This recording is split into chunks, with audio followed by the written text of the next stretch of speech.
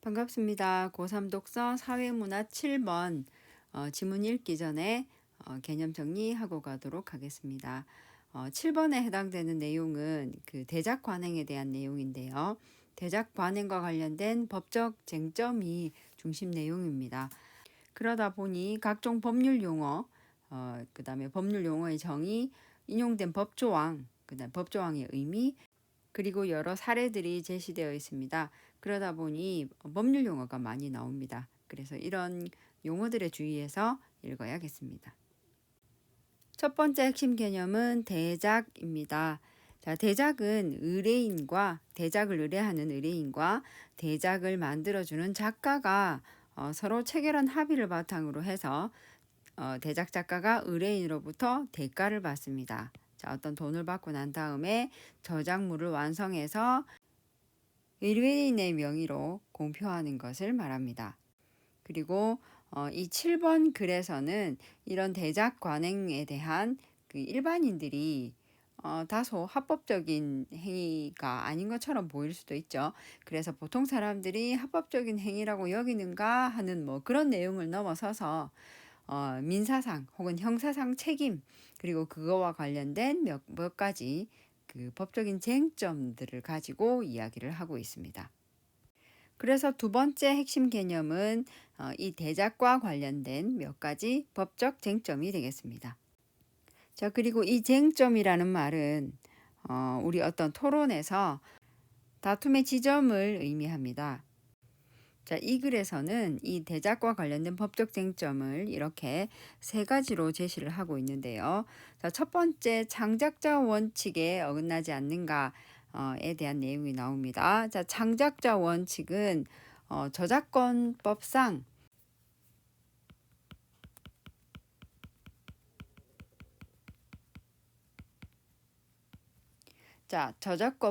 저작권법상 창작자 원칙에 관한 것입니다. 이것은 그 아이디어나 표현의 이분법칙과 관련된 것이고 특별한 경우를 제외하면 일반적인 대작에서 의뢰인은 저작자가 될 수 없다는 그런 내용을 담고 있습니다. 자, 두 번째는 성명 표시권에 위배되지 않는가라는 쟁점인데 성명 표시권은 실제로 그 저작자가 갖고 있는 법적인 권리입니다. 저작자가 그가 그 저작물을 이용을 하면서 자신이 저작자임을 표시할 수 있는 권리입니다. 그래서 자기가 어떤 저작물을 만들어낸 저작자는 자신의 저작물의 원작품, 그리고 그 복제물, 그리고 그 공표를 하면서 그 사람의 실명이나 뭐 다른 이름들을 마음에 드는 것을 표시할 수 있는 권리가 분명히 있고 자기의 실명으로 표시할 것인가, 아니면 뭐 예명으로 표시할 것인가, 뭐 아니면 다른 독특한 이름으로 표시할 것인가 하는 그런 것을 결정할 권리가 저작자한테 있다는 그런 권리입니다. 그런데 만약에 대작을 인정을 하게 되면 이 성명 표시권이라는 것 자체에 위배된다는 얘기입니다. 그래서 다른 법적인 그 입법 절차를 거치지 않는다면 성명 표시권이 분명히 존재하고 있는데 이것에 위배된다는 얘기가 됩니다.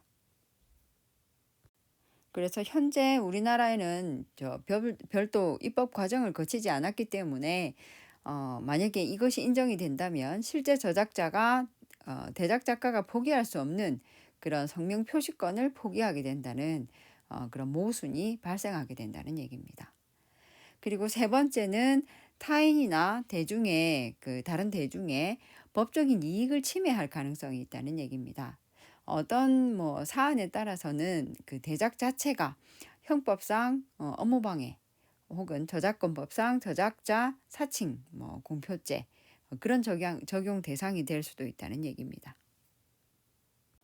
그래서 이 글에서는 앞으로 이런 쟁점들이 있기 때문에 우리 사회 대작 관행에 대해서 활발한 사회적 논의가 필요하다를 결론으로 제시를 하고 있습니다.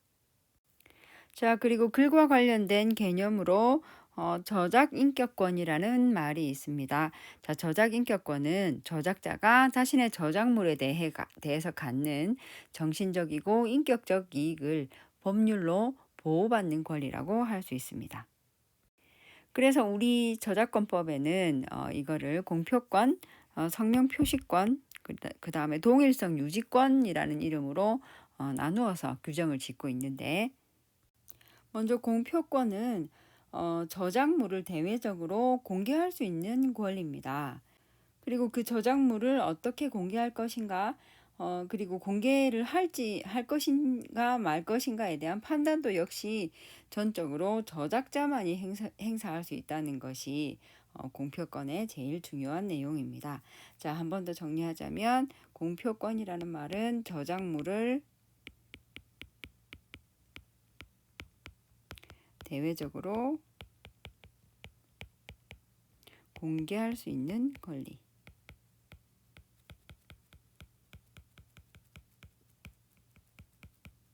자, 두 번째 성명 표시권입니다.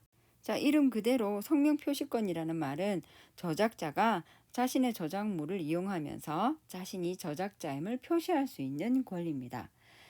그래서 저작자는 자신의 저작물을 원작품은 물론 복제물 그리고 공표하면서 뭐 어떤 이름을 쓸 것인가 하는 것도 자기가 선택할 수 있는 그런 권리가 있다는 얘기입니다. 자, 그래서 여기 본문에 있는 대작 관행처럼 이용자가 이용 저작물에 대해서 어떤 저작자를 표시를 할 때 원 저작자를 무시하고 다른 사람 이름으로 표시하는 거는 명백하게 이 성명 표시권을 침해하게 되는 것이죠. 자, 그리고 세 번째 권리는 동일성 유지권입니다. 자, 동일성 유지권이라는 말은 저작자가 자신이 작성한 저작물을 어떤 형태로 이용되더라도 처음에 작성한 대로 유지되도록 할 수 있는 권리를 말합니다. 자, 다르게 말하자면 저작자 의사와 상관없이 그 이용자로부터 저작물의 내용을 변경당하지 않을 권리라고도 합니다. 그래도 저작물의 본질적인 변경이라고 하더라도 어떤 정당한 절차를 거친다면 동일성 유지권 침해가 아닙니다. 근데 만약에 번역을 하면서 어쩔 수 없는 뭐 그런 중대한 실수로 오역을 한다거나 이런 것들은 동일성 유지권 침해 사유가 될 수도 있습니다.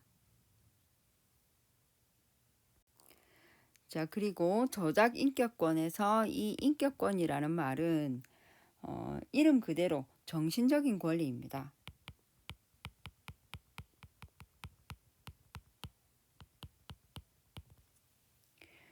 그래서 이거를 경제적으로나 혹은 물질적으로는 파악을 할 수가 없습니다. 그래서 어떤 인격을 소유한 저작자로서 당사자만 권리 침해에 대한 어떤 정도를 느낄 수가 있는 거죠. 그래서 어떤 가해자가 침해 정도를 입증할 수 있다면 그 범위 안에서 그 위자료 같은 물질적인 배상을 청구할 수 있는 그런 권리입니다. 자, 그리고 마지막으로 배경 지식 마지막입니다. 업무상 저작물이라는 말이 등장합니다. 어떤 저작물이든 개인이 창작 활동을 하지 않으면 만들어지는 게 불가능하죠.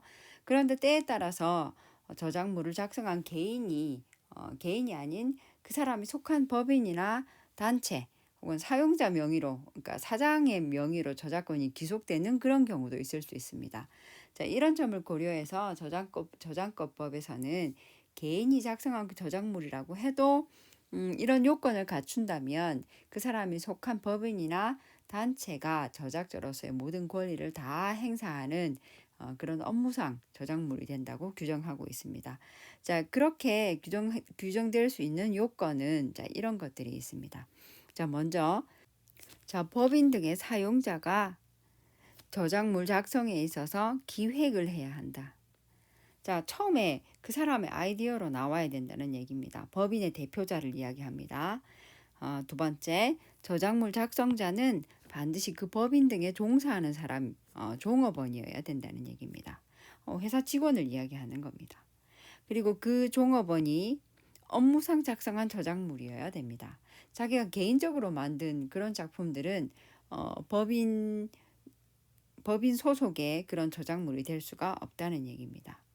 그리고 이 저작물이 법인 등의 명의로 공표되는 저작물이어야 된다는 겁니다. 자, 그리고 이런 법인 등의 그 사용자와 저작물 작성자인 종업원 사이에, 사용자와 종업원 사이에 계약이나 근무 원칙 같은 그런 것들이 정해져 있어야 된다는 얘기입니다. 이런 업무상 저작물의 제일 대표적인 것은 기자들이 쓰는 기사가 됩니다. 이런 그 저널리즘 활동에서도 그 업무상 저작물에 관한 원칙은 그대로 적용이 되고 취재 과정을 거쳐서 만들어진 여러 가지 기사나 사진, 이런 저작물의 저작자는 취재를 담당한 기자가 되는 것이 아니라 언론사가 저작자가 되는 것입니다. 이런 법 관련 지문은 특성상 읽을 때 굉장히 어려운 점이 많습니다. 법 지문은 어려운 한자어도 많고 법률 용어도 많이 등장하기 때문에 읽는 게 쉽지 않죠. 그래서 제시하는 개념이나 용어의 정의, 이런 내용을 정확하게 파악하는 게 가장 중요합니다. 그리고 그 정의의 일부를 이루는 그 세부적인 조건, 그런 정보를 놓치지 않고 읽기도 해야 합니다.